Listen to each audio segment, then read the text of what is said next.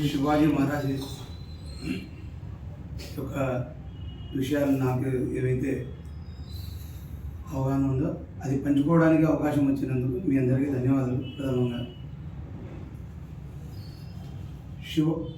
అంటే మామూలుగా మనకు పురాణ ఇతిహాసాల్లో చాలా ఉన్నాయి. అయితే రామాయణానికి చాలా ప్రత్యేకత వచ్చింది.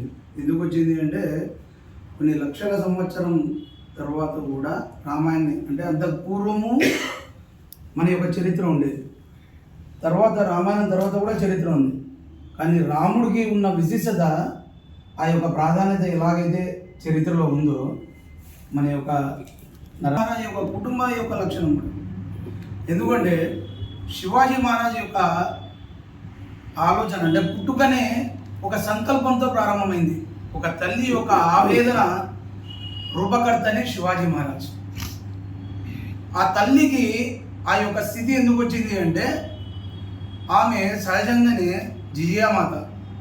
ఆమె సహజంగానే మన యొక్క సంస్కృతి సాంప్రదాయాల పట్ల చాలా ఆకర్షితురాలు. వాళ్ళ నాన్న మంచి క్షత్రియ కులానికి చెందినవాడు, దాంతో ఆ సామర్థ్యం కలిగిన వ్యక్తి కూడా. అయితే ఆ రోజున్న పరిస్థితులు ఏ విధంగా ఉండేది అంటే కొన్ని చాలా వర్ణనాతీతంగా ఉండే సన్నివేశాలు ఆయన కంటికి చూడవలసి వచ్చింది. అంటే ఏదైతే మన ఆరాధ్య దైవం యొక్క స్థలాలు ఉన్నాయో అవన్నీ అపవిత్రమయ్యే పరిస్థితి.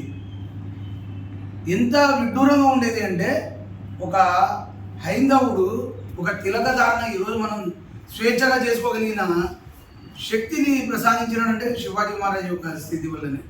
ఆ రోజు ఆ తిలక ధారణ కావచ్చు, మన సంస్కృతి సాంప్రదాయంలో ఉన్న తిలక ధారణ కావచ్చు, ప్రతి దానికి రుసుము కట్టాల్సిన దుస్థితి, అటువంటి పరిస్థితి. అంతేకాదు వాళ్ళ యొక్క వికృత రూపాలు ఏ విధంగా ఉండేవి అంటే మన యొక్క పవిత్రమైన దేవాలయంలో ఆ మొగలాయలు ఎంత వికృతంగా చేశారు అంటే మన యొక్క పూజా పునస్కారాల అనంతరం కొన్నిసార్లు వాళ్ళ యొక్క మలమూత్రాలతో ఆ దేవాలయ ప్రాంగణాన్ని అపవిత్రం చేసిన సన్నివేశాలు ఎన్నో ఉన్నాయి.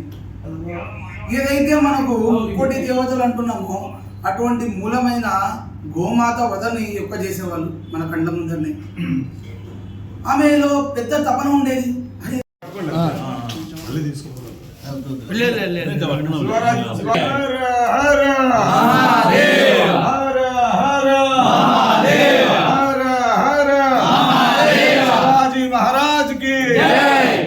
साम्राज्य स्थापक शिवाजी महाराज के हिंदू सम्राट के जय भवानी, जय शिवाजी, वीर शिवाजी, जय भवानी, वीर शिवाजी, जय भवानी, वीर शिवाजी, जय